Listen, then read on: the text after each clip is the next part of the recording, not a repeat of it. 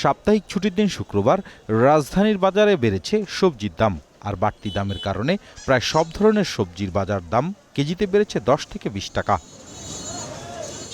মান ও জাতভেদে প্রতি কেজি বেগুন বিক্রি হচ্ছে 100 থেকে 120 টাকায়, যা সপ্তাহ দুয়েক আগেও ছিল 80 টাকা। পটল, ঢেঁড়স 70 থেকে 80 টাকা, বরবটি, ঝিঙা, চিচিঙ্গা 80 থেকে 100 টাকা, শিম, সাজনে 100 থেকে 120 টাকা এবং কাকরোল, করলা বিক্রি হচ্ছে 90 থেকে 100 টাকায়।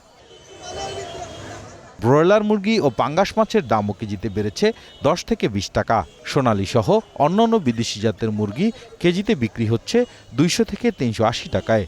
সবচেয়ে বড় সমস্যা হলো যে এখানে মুরগিতে ওরা 200-300 গ্রাম পর্যন্ত কম দেয় না। মুরগির দাম তো বেশি না, মুরগি আজকে পাওয়ার মধ্যে 20 কারণে গাড়ি কম আসে, এই জন্য রেট 5-10 আপ ডাউন হয়। পরিবহন তেলের দাম বাড়ছে, তারপরে আপনার গাড়ি ঘোড়া কম চলতেছে। সব ধরনের মাছ বেড়ে গেছে সপ্তাহ ব্যবধানে 10 থেকে 20 টাকা। হাফ কেজি থেকে 1 কেজি ওজনের ইলিশ কিনতে গুনতে হবে 1000 টাকার দুটো নোট। এছাড়া তেলাপিয়া 230 টাকা, পাবদা 380 টাকা, রুই 320 টাকা থেকে 360 টাকা, কাতলা 400 টাকা, টেংরা 850 টাকা, গলদা চিংড়ি ছোট ও বড় যথাক্রমে বিক্রি হচ্ছে 1000 থেকে 1250 টাকা কেজি দরে। মাছের দাম বাড়তি আসলে, মানে ম্যাক্সিমাম মাছের দামই আমার কাছে মনে হচ্ছে একটু চড়া।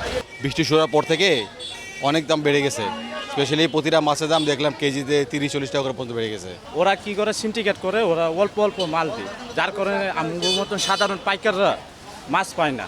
চাল, ডাল, তেলের দাম স্থিতিশীল থাকলেও বেড়েছে আটা সহ অন্যান্য পণ্যের দাম। খান শান্ত, গ্রিন নিউজ, ঢাকা।